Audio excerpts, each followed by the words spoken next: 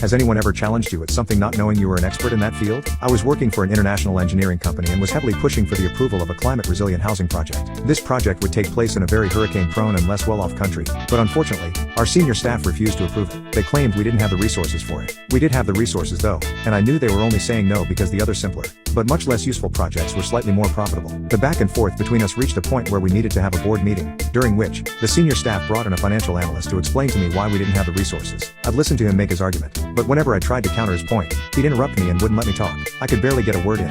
At one point he whipped out a research paper and started referencing it in his arguments to back up his claims. The paper was specifically about climate-resilient projects, and he was using it to absolutely bury my claims. By the end of the meeting the senior staff were looking at me with sly grins, like I should concede, but I wasn't going to. I asked the financial analyst to refrain from interrupting me just once. "I'm not interrupting you," he said, interrupting me. The CEO asked him to let me say my piece, and the analyst apologized and told me to go ahead. I asked him if he knew the name of the author of that research paper.